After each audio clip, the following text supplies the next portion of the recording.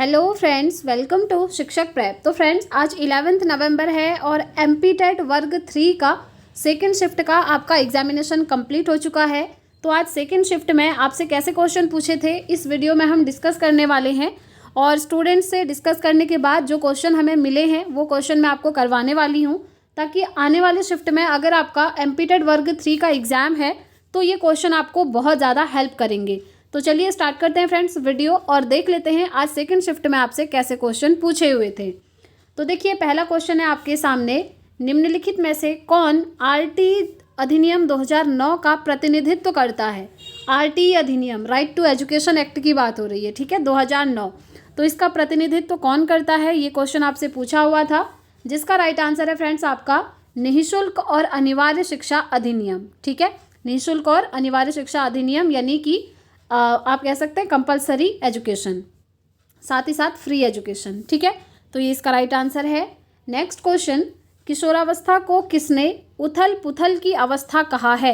देखिए, उथल पुथल की अवस्था किसने कहा है, वो कहा है स्टैनली हॉल ने। ध्यान रखेंगे, किशोरावस्था को उथल पुथल की अवस्था किसने कहा है, स्टैनली हॉल ने कहा है। ठीक है, चलिए आगे बढ़ते हैं। नेक्स्ट क्वेश्चन, स्किनर के अनुसार बच्चों में भाषा का विकास निम्नलिखित में से किसका परिणाम है। यानी कि स्किनर के अकॉर्डिंग आपको बताना है कि बच्चों में भाषा का विकास कैसे होता है। तो देखिए, इसका राइट आंसर होगा अनुकरण और पुनर्बलन। यानी कि बच्चे भाषा को अनुकरण के माध्यम से और पुनर्बलन के माध्यम से सीखते हैं, ऐसा कौन कहते हैं, स्किनर कहते हैं। ठीक है, तो ध्यान रखेंगे, बेसिकली आप जानते हैं जब बच्चे का जन्म होता है, तो जब बच्चा छोटा होता है ना, तो जो वो भाषा को बोलना सीखता है वो अनुकरण करके ही सीखता है। अनुकरण मतलब होता है नकल करना, इमिटेशन करना। जब बच्चे का जन्म होता है, जब बच्चा छोटा होता है, तो वो देखता है कि फैमिली मेम्बर आपस में कैसे बातचीत कर रहे हैं, वो उसको सुनता है और धीरे धीरे वैसे ही अनुकरण करके सीखने लगता है, बोलने लगता है ना। तो इसीलिए हम कहते हैं बच्चे अनुकरण करके सीखते हैं। तो और स्किनर का कहना भी यही है कि बच्चों में भाषा का विकास अनुकरण से और पुनर्बलन से होता है।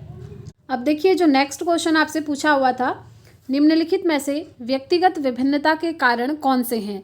तो आप जानते हैं दुनिया में हर कोई व्यक्ति अलग अलग होता है, भिन्न होता है, तो उसी को हम कहते हैं व्यक्तिगत विभिन्नता, यानी कि इंडिविजुअल डिफरेंसेस। ठीक है, चाहे व्यक्ति जो है देखने पे अलग अलग होते हैं, हाइट अलग अलग हो सकती है। ठीक है, बहुत सारे ऐसे वेज होते हैं जिस पर प्रत्येक व्यक्ति दुनिया में अलग होता है। इवन जो ट्विंस होते हैं ना फ्रेंड्स, वो भी कभी सेम नहीं होते, वो भी एक दूसरे से अलग ही होते हैं। किसी ना किसी बेसिस पर अलग होगा ही होगा। एबिलिटी के बेसिस पर अलग हो सकता है, मेंटल लेवल, आईक्यू, कुछ ना कुछ ऐसा होगा कि दोनों व्यक्ति क्या होंगे, अलग अलग होंगे। तो ये जो व्यक्तिगत विभिन्नता है, इसके कौन कौन से कारण हैं, ये आपसे पूछे हुए थे।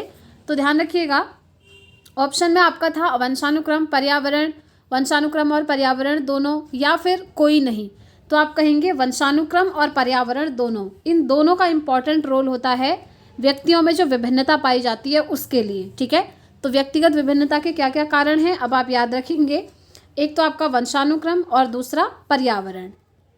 चलिए आगे बढ़ते हैं। नेक्स्ट क्वेश्चन देखिए, विकास की किसी भी अवस्था पर कुछ भी सिखाया जा सकता है, ये किसने कहा। देखिए, विकास की किसी भी अवस्था पर हम बच्चे को कुछ भी सिखा सकते हैं, ऐसा कौन कहता है, ऐसा कहते हैं पियाजे। देखिए, ऑप्शन में आपका वाइगोत्स्की भी रहा था, तो काफ़ी सारे स्टूडेंट्स कंफ्यूज भी हो सकते हैं। तो देखिए, इसका राइट आंसर वाइगोत्स्की नहीं है, बल्कि ये है जीन पियाजे। जीन पियाजे ही कहते हैं कि विकास की किसी भी अवस्था में आप बच्चों को कुछ भी सिखा सकते हैं। ठीक हो गया। चलिए नेक्स्ट क्वेश्चन देखिए, पावलव और स्किनर निम्नलिखित में से किससे संबंधित हैं। देखिए, पावलव और स्किनर के बारे में आप पढ़ते हैं। स्किनर ने चूहे पर प्रयोग किया था, याद होगा। पावलव ने आपका डॉगी पर प्रयोग किया था, कुत्ते पर। ठीक है, तो ये दोनों किससे संबंधित हैं। आपके सामने ऑप्शन थे संरचनावाद, व्यवहारवाद, इस तरीके से काफ़ी सारे ऑप्शन होंगे, तो आपको ध्यान रखना है ये व्यवहारवादी हैं। ठीक है, बिहेवियरिस्ट हैं। वहीं अगर हम जीन पियाजे और वाइगोत्स्की की बात करें, तो जीन पियाजे और वाइगोत्स्की आपके संरचनावादी हैं, ठीक, लेकिन पावलव और स्किनर क्या हैं, व्यवहारवादी हैं। तो व्यवहारवाद इसका राइट आंसर है। नेक्स्ट क्वेश्चन, मुझे एक बालक दो, आप जैसा चाहो मैं उसे वैसा बना सकता हूँ, यह कथन किसका है। देखिए, कथन क्या है कि मुझे एक बालक दे दो और आप जैसा चाहते हो मैं उस बालक को वैसा बना सकता हूँ, ऐसा कौन कहते हैं, ध्यान रखेंगे फ्रेंड्स, ऐसा कहते हैं वॉटसन। कौन कहते हैं? वॉटसन कहते हैं। चलिए नेक्स्ट क्वेश्चन देखिए, प्रणाली उपागम के पहलू। बेसिकली क्वेश्चन था कि प्रणाली उपागम का पहलू निम्नलिखित में से कौन सा नहीं है। तो नहीं है वाले क्वेश्चन आप तब कर सकते हैं जब आपको उसका एक्चुअल आंसर पता हो। तो आपको पता होना चाहिए प्रणाली उपागम के पहलू कौन कौन से हैं। ये 3 आपको याद रखने हैं। इनसे अदर कोई भी अगर ऑप्शन में आता है तो आप सीधे पहचान जाएंगे कि ये प्रणाली उपागम का पहलू नहीं है। तो देखिए, प्रणाली उपागम के 3 पहलू होते हैं। पहला उद्देश्य, दूसरा प्रक्रिया और तीसरा विषय वस्तु। नेक्स्ट क्वेश्चन, थॉर्नडाइक का सिद्धांत किस नाम से जाना जाता है? देखिए, थॉर्नडाइक ने जो कैट के ऊपर प्रयोग किया था, आप जानते हैं इन्होंने 2 प्रकार के नियम दिए थे, मुख्य नियम और गौण नियम। मुख्य नियम 3 प्रकार के और गौण नियम 5 प्रकार के। ठीक है, तो इनका जो ये सिद्धांत है किस नाम से जाना जाता है? तो थॉर्नडाइक के सिद्धांत को हम संयोजनवाद के सिद्धांत के नाम से भी जानते हैं। तो संयोजनवाद इसका राइट आंसर है। नेक्स्ट क्वेश्चन देखिए, वाइगोत्स्की के अनुसार पाड़ का क्या तात्पर्य है? देखिए, ये पाड़ बहुत इंपॉर्टेंट वर्ड है। इसको इंग्लिश में क्या कहते हैं वो भी मैं आपको बता देती हूँ। इंग्लिश में कहते हैं फ्रेंड्स स्कैफोल्डिंग। स्कैफोल्डिंग मतलब क्या होता है? Help, temporary help. Temporary help को हम हिंदी में कहते हैं क्षणिक मदद। ठीक है, तो ये स्कैफोल्डिंग यानी कि ये जो पाड़ है इसका मतलब होता है बच्चे को टेम्पररी हेल्प देना। जैसे बच्चे को आप कोई भी चीज़ सिखाना चाहते हैं, ठीक है, बच्चे को नहीं आ रही है तो आप क्या करते हैं? हिंट देते हैं, उससे रिलेटेड चीज़ें सिखाते हैं। तो क्या होता है? उससे बच्चों की हेल्प होती है। और ये हेल्प कैसी होती है? टेम्पररी होती है। जैसे ही बच्चा उस काम को करना सीख जाए तो फिर जो हेल्प होती है उसको भी ख़त्म कर दिया जाता है। फॉर एग्ज़ाम्पल, जैसे एक व्यक्ति हैं जिनको बाइक चलाना नहीं आता, लेकिन वो चाहते हैं कि मैं बाइक चलाना सीखूं। अब उनको बाइक चलाना सिखाएगा कोई अन्य व्यक्ति, ऐसा व्यक्ति जिसको बाइक चलाना आता होगा, है ना। अब वो उस व्यक्ति को बाइक चलाना तब तक सिखाएंगे जब तक वो खुद से बाइक चलाना नहीं सीख जाता। तो जैसे ही व्यक्ति ने खुद से बाइक चलाना सीखा तो ये जो सिखाने वाला व्यक्ति था फिर इसके पीछे ये नहीं भागेगा, क्योंकि अब इसको खुद से चलाना आ गया है। तो इसीलिए कहते हैं ये होती है टेम्पररी हेल्प, कुछ टाइम के लिए हेल्प दी जाती है। ठीक है, सेम ऐसे ही एजुकेशन में बच्चों के साथ भी होता है। तो पाड़ का तात्पर्य क्या है? क्षणिक मदद है। आई होप आप लोग डिटेल में समझ भी गए होंगे फ्रेंड्स। मैं कोशिश कर रही हूँ कि हर एक कॉन्सेप्ट मैं आपको डिटेल में बता दूँ, ताकि अगर आपकी शिफ्ट में इनसे क्वेश्चन बनते हैं तो आप उनको गलत ना करें। नेक्स्ट क्वेश्चन, शिक्षण क्रियाओं की एक विधि है जो सीखने की उत्सुकता जागृत करती है, यह किसने कहा? तो देखिए, ये कहा था B.O. स्मिथ ने। सेंटेंस याद रखेंगे, शिक्षण क्रियाओं की एक विधि है जो सीखने की उत्सुकता जागृत करती है, ये कहा था B.O. स्मिथ ने। नेक्स्ट क्वेश्चन, निम्नलिखित में से अधिगम के संज्ञानात्मक अनुच्छेद से संबंधित क्रिया वो है फ्रेंड्स आपकी क्या? कल्पना करना। आप कल्पना कहाँ से करते हैं? अपने दिमाग से करते हैं, है ना। इमेजिनेशन कहाँ से होता है? अपने दिमाग से होता है। और संज्ञान का मतलब ही होता है हमारा दिमाग, यानी कि हमारा ब्रेन। ठीक है, जहाँ भी संज्ञान वर्ड आए आपको सीधे क्लिक होना चाहिए कि संज्ञान मतलब है आपका ब्रेन, आपका दिमाग। नेक्स्ट क्वेश्चन, शिक्षण अधिगम प्रक्रिया को प्रभावहीन बनाता है। तो आपके सामने 4 ऑप्शन रहे होंगे। प्रभावहीन जो बनाता है वो नेगेटिव चीज़ होती है, और वो नेगेटिव है यहाँ पर जब आप बच्चों को दंड दे रहे हैं। दंड देने से क्या होगा? जो अधिगम की प्रक्रिया है वो अच्छी नहीं होगी, बल्कि क्या होगा? प्रभावहीन हो जाएगी। नेक्स्ट क्वेश्चन, प्राणी के समस्त व्यवहार के पीछे निहित कारक क्या है? हम देखते हैं ना, हर किसी व्यक्ति का जो व्यवहार होता है, बिहेवियर होता है, वो अलग अलग होता है। तो उसके पीछे का कारण क्या हो सकता है? तो उसके पीछे का कारण होता है फ्रेंड्स अभिप्रेरणा, मोटिवेशन। जो इंसान जिस तरीके से मोटिवेटेड होगा उसका बिहेवियर वैसा ही होगा। ठीक है, सिंपली आपको ऐसे समझना है। तो इसीलिए राइट आंसर अभिप्रेरणा हो जाएगा। नेक्स्ट क्वेश्चन देखिए, शिक्षा तकनीकी को किसने 3 भागों में बांटा है? तो शैक्षिक तकनीकी को लूम्सडेन ने 3 भागों में बांटा था। नाम याद रखेंगे, लूम्सडेन। नेक्स्ट क्वेश्चन फ्रेंड्स, निम्नलिखित में से शिक्षण सूत्रों का आधार क्या है? बताइए, जो ये शिक्षण के सूत्र होते हैं ना, टीचिंग मैगजीन्स होती हैं, इसका आधार क्या होता है? तो इसका आधार होता है मनोवैज्ञानिक आधार। नेक्स्ट क्वेश्चन, अधिगम जीवन पर्यंत चलने वाली प्रक्रिया है जो पूर्ण होती है। बहुत अच्छा और इजी क्वेश्चन पूछा था कि जो आपका अधिगम की प्रोसेस है वो जीवन पर्यंत चलती है, हमेशा चलती है। वूम टू टोम्ब चलती है, गर्भ से कब्र तक चलती है, ये तो आप जानते ही हैं, है ना। तो अब ये पूर्ण कहाँ कहाँ होती है? तो ऑब्वियसली सीधी सी बात है, जो अधिगम है, अधिगम का मतलब होता है लर्निंग।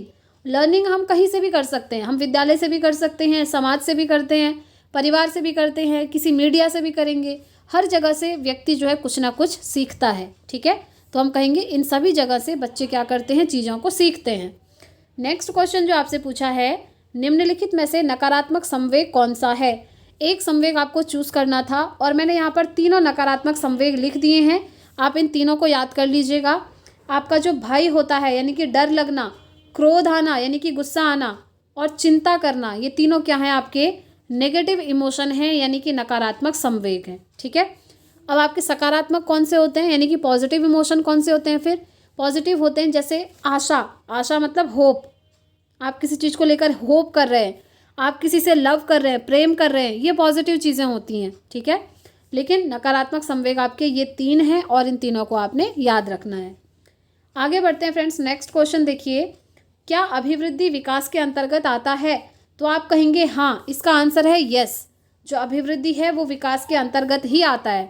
अब देखिए मैं आपको थोड़ा सा इसको डिटेल में समझा दूँ। विकास जो होता है ना, डेवलपमेंट, वो ब्रॉड एम है, बड़ा टर्म है, लेकिन ये जो आपकी अभिवृद्धि होती है, ग्रोथ होता है, वो एक छोटा सा टर्म होता है और ये डेवलपमेंट के अंदर ही आता है। अब कैसे, देखिए जो ये अभिवृद्धि होती है ना, ग्रोथ होता है, इसमें क्या होता है कि ऐसी चीज़ें आती हैं जिसको आप मेज़र कर सकते हैं। जैसे किसी भी पर्सन की हाइट है, वेट है, उसका शेप है, ये सब आपका क्या है, अभिवृद्धि के अंदर आता है, जिसको आप मेज़र कर सकते हैं। आप मेज़र कर सकते हैं कि व्यक्ति की हाइट कितनी है, उसका वेट कितना है ना। तो ये आपका अभिवृद्धि यानी कि ग्रोथ कहलाता है। और अगर विकास की बात करें तो विकास के अंदर सारी चीज़ें आ जाती हैं। अभिवृद्धि तो आता ही है, साथ ही साथ यहाँ पर बच्चे का चारित्रिक विकास, सामाजिक विकास, संवेगात्मक विकास, संज्ञानात्मक विकास, भावात्मक विकास, सारे एस्पेक्ट आ जाते हैं जिनको आप मेज़र कर भी सकते हैं और कुछ चीज़ें ऐसी होती हैं जिनको आप मेज़र नहीं भी कर सकते हैं।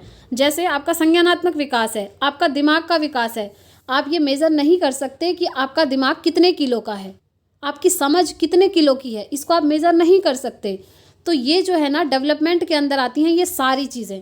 इसीलिए हम कहते हैं डेवलपमेंट आपका एक ब्रॉड टर्म है, डेवलपमेंट यानी कि विकास, और जो आपकी ग्रोथ होती है यानी कि अभिवृद्धि होती है, वो विकास का एक छोटा सा एस्पेक्ट होता है, ठीक है। तो इसीलिए इसका राइट आंसर हो जाएगा हाँ, कि अभिवृद्धि जो है विकास के अंतर्गत आती है। चलिए आगे बढ़ेंगे, नेक्स्ट क्वेश्चन देखिए, सीखना व्यक्ति में एक परिवर्तन है जो उसके वातावरण के परिवर्तन के अनुसरण में होता है, यह कथन किसका है। तो ये कथन है फ्रेंड्स E.A. पील का, ठीक है, E.A. पील। नेक्स्ट क्वेश्चन, निम्नलिखित में से संकेतवाचक वाक्य का चयन करिए। तो देखिए राइट आंसर है इसका, संकेतवाचक वाक्य जो था आपका वो था, यदि परिश्रम करोगे तो अवश्य सफल होगे। नेक्स्ट क्वेश्चन देखिए, जो कामना रहित हो के लिए एक शब्द का चयन कीजिए। जो कामना रहित हो उसको हम कहेंगे निष्काम, ठीक है, एक वर्ड में आंसर बताना था। नेक्स्ट क्वेश्चन, छोटा सा हृदय में कौन सा अलंकार है। छोटा सा हृदय, तो इसमें है फ्रेंड्स आपका उपमा अलंकार। नेक्स्ट क्वेश्चन, निम्नलिखित में से समावेशी शिक्षा में सबसे अधिक महत्वपूर्ण क्या है। तो समावेशी शिक्षा में सबसे अधिक महत्वपूर्ण है सभी बच्चों को बिना भेदभाव के शिक्षा देना, ठीक है, ये सबसे ज़्यादा इम्पॉर्टेंट है।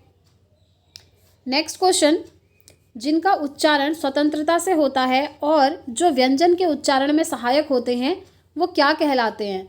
तो फ्रेंड्स, जिनका उच्चारण आप इंडिपेंडेंटली स्वतंत्रता से करते हैं और व्यंजन के उच्चारण में ये हेल्प करते हैं, ये होते हैं आपके स्वर, ठीक है, स्वर राइट आंसर है। नेक्स्ट क्वेश्चन, अंतःस्थ व्यंजन आपको बताने थे, एक चूज करना था, तो आप चारों याद रख लीजिए। अंतःस्थ व्यंजन होते हैं य, र, ल और व, ठीक है। नेक्स्ट है हिंदी वर्णमाला में ऊष्म व्यंजन। ऊष्म व्यंजन ये चार होते हैं फ्रेंड्स, श, श, स, ह, इन चारों को आप याद रख लीजिएगा। नेक्स्ट क्वेश्चन पे चलते हैं जो आपसे पूछा हुआ था, NCF 2005 में किन शिक्षण सूत्रों को अधिक महत्व दिया गया है। तो NCF 2005 में फ्रेंड्स एक तो आपका ज्ञात से अज्ञात की ओर और दूसरा मूर्त से अमूर्त की ओर, इन दोनों शिक्षण सूत्रों को महत्व दिया है। नेक्स्ट क्वेश्चन, NCF 2005 के अनुसार मार्गदर्शक सिद्धांत में क्या निहितार्थ है।